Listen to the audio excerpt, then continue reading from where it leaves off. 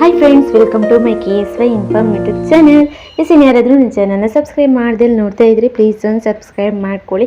Capsicum ಯಾರು ತಿನ್ನಲ್ಲ ನೋಡಿ ಅಂಥವ್ರಿಗೆ ಈ ಥರ ರೆಸಿಪಿ ಮಾಡಿಕೊಟ್ರು ತಿಂತಾರೆ. ಅಷ್ಟೊಂದು ರುಚಿಯಾಗಿರುತ್ತೆ ಈ ರೆಸಿಪಿ. ನೀವು ಒಂದ್ಸಲ ಟ್ರೈ ಮಾಡಿ, ಚಪಾತಿ ದೋಸೆಗೆಲ್ಲ ತುಂಬಾ ಚೆನ್ನಾಗಿರುತ್ತೆ. ಇದಕ್ಕೆ ಮೊದಲಿಗೆ ಮಸಾಲೆಗೆ ಒಂದು ಪ್ಯಾನ್ ಬಿಸಿ ಆದಮೇಲೆ ಇದಕ್ಕೆ ಒಂದು ಅರ್ಧ ಕಪ್ ಆಗುವಷ್ಟು ಶೇಂಗಾನ ಹಾಕ್ಕೊಂಡು ಹುರ್ಕೊಳ್ಬೇಕು.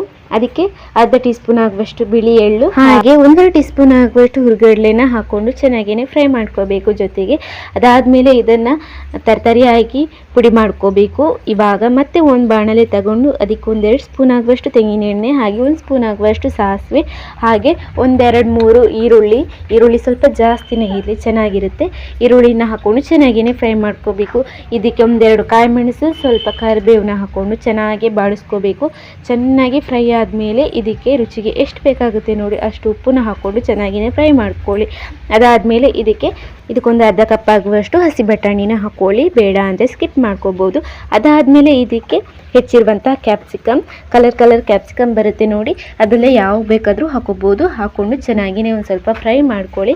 ಚೆನ್ನಾಗಿಯೇ ಫ್ರೈ ಮಾಡಿಕೊಂಡು ಇದಕ್ಕೆ ಸ್ವಲ್ಪ ಒಂದು 5 ನಿಮಿಷ ಮುಚ್ಚಿಬಿಟ್ಟು ಫ್ರೈ ಮಾಡಿಕೊಂಡು ಅದಾದಮೇಲೆ ಇದಕ್ಕೊಂದು 2 ಟೊಮೆಟೊನ ಹೆಚ್ಚಿಬಿಟ್ಟು ಹಾಕ್ಕೊಂಡು ಮತ್ತೆ ಚೆನ್ನಾಗಿಯೇ ಫ್ರೈ ಮಾಡ್ಕೊಳ್ಳಿ.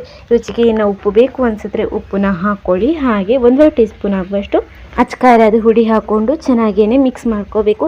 ಎಲ್ಲನೂ ಚೆನ್ನಾಗಿ ಮತ್ತೆ ಒಂದು 5 ನಿಮಿಷ ಫ್ರೈ ಮಾಡಿದ ಮೇಲೆ ಇದಕ್ಕೆ 1/4 ಟೀ ಸ್ಪೂನ್ ಆಗುವಷ್ಟು ಎಲ್ಲನ ಹಾಕ್ಕೊಳ್ಳಿ. ಅದನ್ನು ಹಾಕ್ಕೊಂಡ್ಮೇಲೆ 1-2 ಟೀ ಸ್ಪೂನ್ ಆಗುವಷ್ಟು ತೆಂಗಿನ ತುರಿನ ಹಾಕ್ಕೊಂಡು ಚೆನ್ನಾಗಿಯೇ ಮಿಕ್ಸ್ ಮಾಡ್ಕೊಳ್ಳಿ. ಅದಾದಮೇಲೆ ಆವಾಗಲೇ ನಾವು ಏನು ಮಸಾಲೆನ ಪುಡಿ ಮಾಡ್ಕೊಂಡಿದ್ದೀವಿ ನೋಡಿ, ತರಿಯಾಗಿ ಶೇಂಗಾನ ಹುರಿದಿಟ್ಕೊಂಡು ಅದನ್ನು ಹಾಕ್ಕೊಂಡು ಮಿಕ್ಸ್ ಮಾಡ್ಕೊಂಡ್ರಿ ಅಂದರೆ ಆಯಿತು. ಚಪಾತಿಗೆ ದೋಸೆಗೆ ಚೆನ್ನಾಗಿ ಹೊಂದ್ಕೊಳ್ಳುವಂತಹ ಪಲ್ಯ ರೆಡಿನೇ ಆಗೋಯಿತು.